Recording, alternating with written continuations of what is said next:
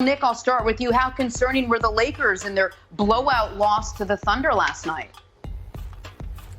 This was the single worst offensive game the Lakers have played all year. And I think I'm going to surprise the audience here.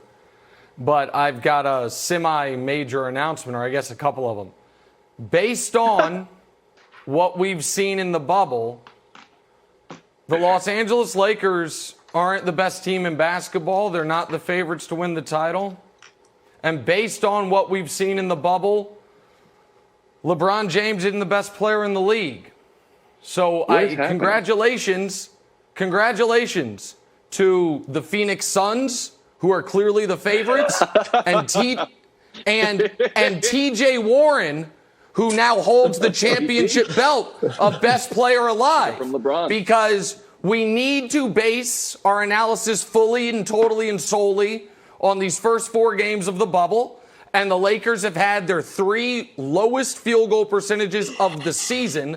In the Clipper game, the Toronto game, and then the game last night. They have the worst offense in the bubble. So listen, clearly LeBron's old and busted. Anthony Davis wasn't that good. And the Lakers be lucky if they get out of the first round. I mean, that's one way to do it. That's true. The other way is they ain't shooting well.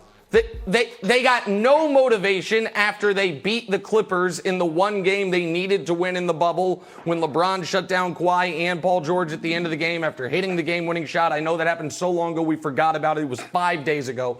And so because of that, they are, listen, lack of motivation, LeBron not playing well, and the single worst shooting any team has had thus far in the bubble and maybe all season over the last week.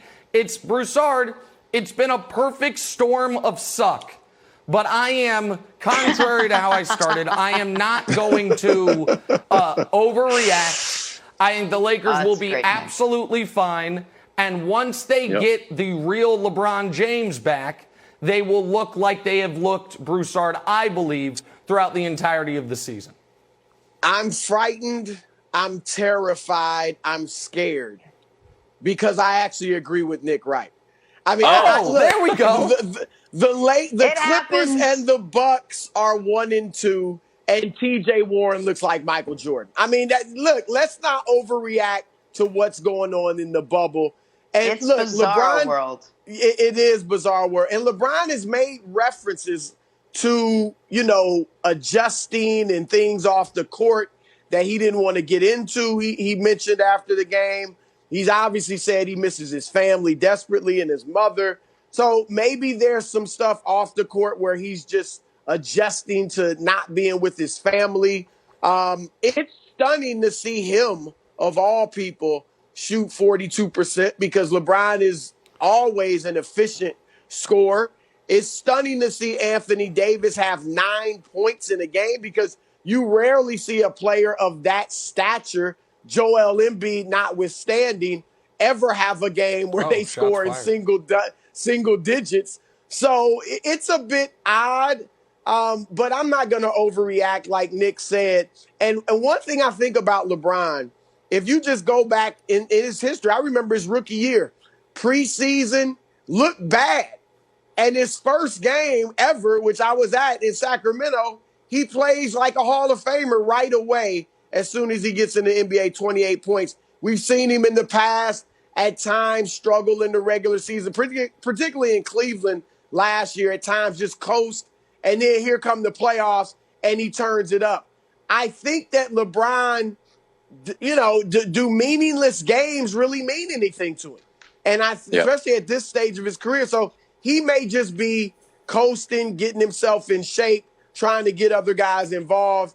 And I have no doubt that when the playoffs come, we will see the real LeBron James. But what is a little bit concerning is the shooting because they have gotten open looks and they have been missing. And they're not a great three-point shooting team anyway. They were 23rd in the league in three-point percentage. So that has to change. When Kyle Kuzma is your most consistent guy, that's a bit scary. So, Nick, tell me if you subscribe to this theory. There's an old joke. It says if, someone's got to be the number one heart surgeon in America, and he put it on, of course, on the number one heart surgeon in the world. Like, all right, well, if we're going to start ranking heart surgeons, that means someone is dead last in heart surgery, and someone's got an appointment with him this week.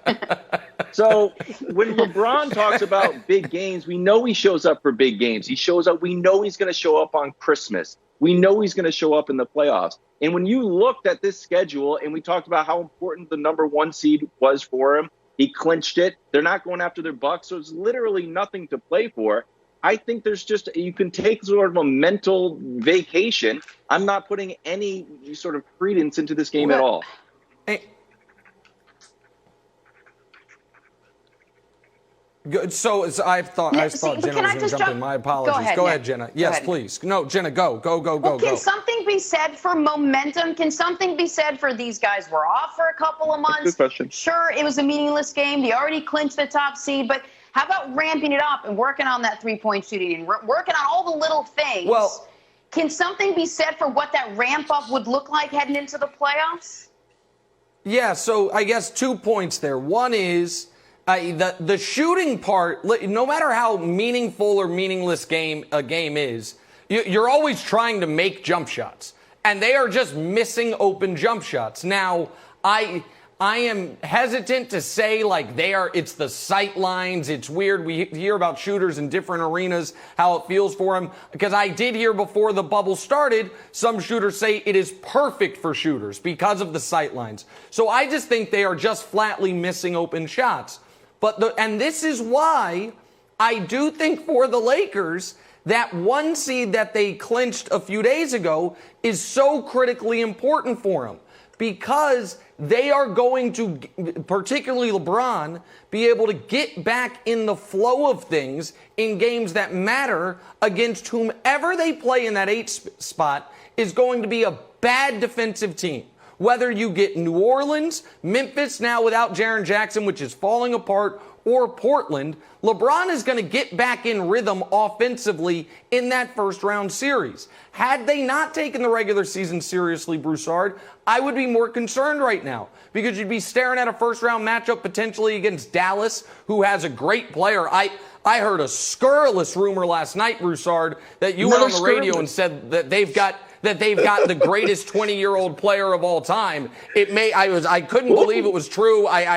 Whoever said it to me, I was like, no, Broussard, as much as I love Luka, Broussard wouldn't have said that about LeBron. But regardless, they've got a great player, and that could be, you go into a Mavericks series with no home court advantage and a cold, and they put 125 on you in game 1, and all of a sudden it's an uphill battle. So I think, Chris, because they're the 1 seed, they're going to be able to ramp up once the playoffs actually begin. And yeah, they got to hit shots. Danny Green's got to hit his open shots, Broussard, and LeBron's got to play well. He hasn't played well yet, except at the very end of the Clipper game. I just don't think that will repeat itself. Yeah, I agree with you. Look, I think you're overstating the value of the 1 seed. It certainly helps because I think they're getting Portland. And while Portland isn't great defensively, and certainly they don't have an answer for LeBron James, they do shoot the lights out. And because of the play-in game, which I'm certain is going to happen, or play-in series, I think that the Lakers won't have, they won't know exactly who they're facing in that first round like the other the other seeds in the West. So it won't be as huge of an advantage, I don't think, as you're saying. But I do think that the Lakers will win it, whoever they play. And I think by the time they get to the second round where they've got a team, maybe a Houston, that can challenge them, I expect them to be playing well, particularly LeBron James to be playing well. I did say Luka has been the best 20-year-old we've ever seen statistically, it's true. Leading his team. True. Now, I'm willing to rethink it. I'm willing to rethink it. Okay. But statistically, and as far as leading his team to the playoffs in the mighty West, it's hard to argue. Only 2 players have done what he's done. To Nick Wright pressure, Broussard. No, I know. I'm just saying. I'm thinking. I'm willing to think about it. But Luka he's accomplished more than LeBron did at 20. Thanks for watching. Subscribe here to get the latest from the show. Also, be sure to check out more of the best clips from First Things First, or go watch a few segments from our other shows on FS1.